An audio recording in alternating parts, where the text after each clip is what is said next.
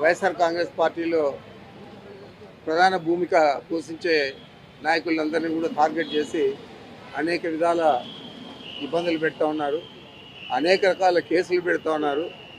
ఈరోజు ఇక్కడ పరిస్థితి చూస్తే ఒక తాలిబన్లనో లేకపోతే ఏదో విదేశీ టెర్రరిస్టులు ఎవరైతే ఉంటారో వారిని ట్రీట్ చేసే విధంగా ఇక్కడ పరిస్థితులు ఉన్నాయి.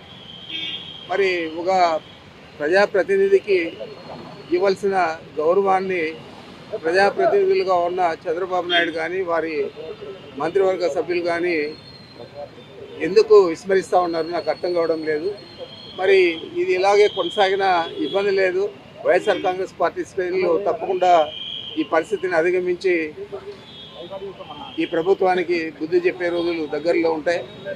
మరి నేను ఒకటే చెప్తా ఉన్నాను, ఒక ప్రజాప్రతినిధులకు న్యాయపరంగా ఇవ్వాల్సిన సౌకర్యాలన్నీ కూడా ఇవ్వాలన్నా పని లేదా? వారిని టెర్రరిస్టుల మాదిరి చూసి ఆ విధంగా మీరు వారిని ట్రీట్ చేస్తారా? ఇది మంచి పద్ధతి అని నేను అడుగుతా ఉన్నాను. ఏదేమైనా కూడా ఈ ప్రభుత్వం తీసుకునే చర్యలన్నీ కూడా మేము ఖండిస్తూ ఉన్నాం.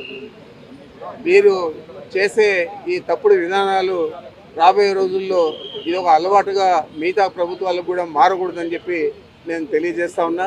తప్పకుండా ప్రజాప్రతినిధులకు ఇవ్వాల్సిన గౌరవాన్ని, వారికి ఇవ్వాల్సిన ప్రాముఖ్యతను, వారికి కల్పించాల్సిన సదుపాయాలు కల్పించాలని పదే పదే నేను మీ ద్వారా తెలియజేస్తా ఉన్నాను.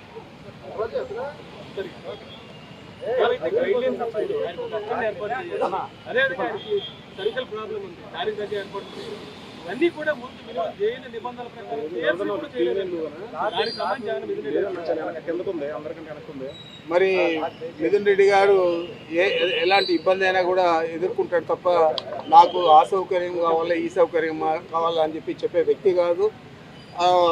ఇప్పుడు కూడా ఆయన ఏం కూడా నాకు చెప్పలేదు. అయితే ఇక్కడ ఉన్న పరిస్థితుల దృష్ట్యా అక్కడ ప్రభుత్వం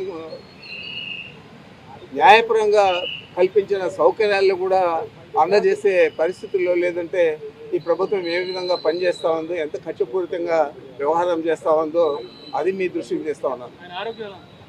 ఆయన బాగున్నాడు, సంతోషంగా ఉన్నాడు. సార్ 3 పూట్ల భోజనానికి ఇంటి భోజనానికి ఒప్పుకున్నారా?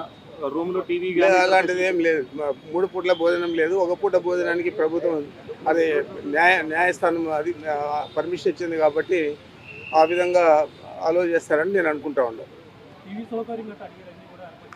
ఇప్పటికైతే ఏం లేదు. ఈరోజు ఏమన్నా చేస్తారేమో తెలియాలి. పార్లమెంట్ సెషన్ ఖచ్చితంగా చూడాల్సి ఉందని చెప్పి అందులో పొందుపరిచారు. అంటే అది వెసులుబాటు తీసుకుంటారంటారా? చూడాలి, ఎంపీగా ఉన్నారు కాబట్టి ఈరోజు చూడాలి. ఒకవేళ కనుక నిబంధనలకు ఒప్పుకోకపోతే అంటే ఏ రకంగా ముందుకు వెళ్ళబోతున్నారు? ఒక ప్రజాప్రతినిధి మీరు వెళ్ళారు, మళ్ళా న్యాయస్థానాలనే ఆశ్రయిస్తాను. వైఎస్ఆర్ కాంగ్రెస్ పార్టీ అధికారంలో ఉన్నప్పుడు మా నాయకుడు ముఖ్యమంత్రిగా జగన్మోహన్ రెడ్డి గారు ఏ డిస్టిలరీకి కానీ పర్మిషన్ ఇచ్చిన దాఖలాలు లేవు. ఏ డిస్టిలరీ నుంచి కూడా మనం ఇల్లీగల్గానో లేకపోతే వేరే విధంగా తీసుకున్న దాఖలాలు కూడా లేవు. అన్నీ కూడా పర్మిషన్లు అన్నీ కూడా చంద్రబాబు నాయుడు ఇచ్చారు డిస్టిలరీస్కు. ఆ డిస్టిలరీస్ నుంచే గత మా ప్రభుత్వం కూడా పర్చేజ్ చేసింది తప్ప ఇవన్నీ కూడా ఈ ట్రాన్సాక్షన్ అంతా కూడా అఫిషియల్గా జరిగింది కాబట్టి బెవరేజెస్ కార్పొరేషన్ ద్వారా దీన్ని తప్పట్టే పని లేదు.